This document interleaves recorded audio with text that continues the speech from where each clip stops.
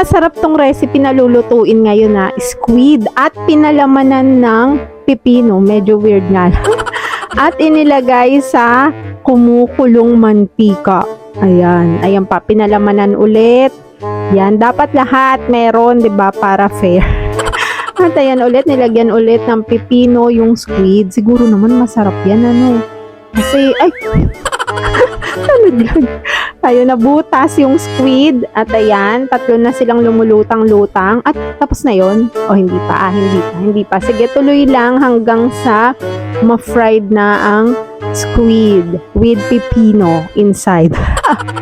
At ayan, chinap. Chinap na siya. Kasama yung pipino. So, ayan, chinap na. And then, anong gagawin? Sinalin sa langgana. At tinanggal din yung mga pipino. Ayan, kinudkod. At hinalo. At ano yun? Salt ba siya? Salt. Medyo maalat kung marami yun, ha? And then, dinagdagan pa ng squid. Siguro para matanggal yung lansa. Nalagyan ng, ano yung gloves na may water? Lalagyan lang ng water. Kailangan pa nakasama yung mga parang gloves. Ayun. Tapos parang pinagugasan ng kamay. Sorry. At ayan. Ay, parang ginawang barbecue. Pero hindi siya barbecue stick. Barbecue knife. Ayan, hiniwa. Ay, ganun pala dapat yung paghiwa. Medyo merong pang patriki-triki na ganun, ano. Tapos chinap ng maliliit nilagay sa plastic.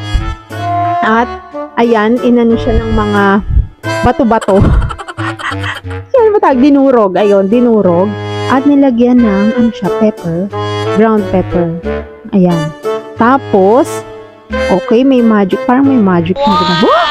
Wow, yung tissue, ha? Naging harina or flour. And then, nilagyan ng egg. May transition pa na pa ganun, ha? Tapos, binilog. Binilog siya. Ayan. Ayan. Ay! Alam ko na. Ano siya? Squid balls. Oh, squid balls. Oh, ayan.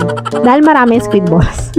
At, ay, ang dami talagang pinagdadaanan pala talaga nitong pagluluto na to. So, parang medyo mahirap siyang sundan. Pero sana masarap, ano? Ayan, mukhang luto na yung squid balls. At hinahango na. Wow, ang sarap naman. Tapos, meron parang dairy cream ba siya or margarine? Margarine siguro, no?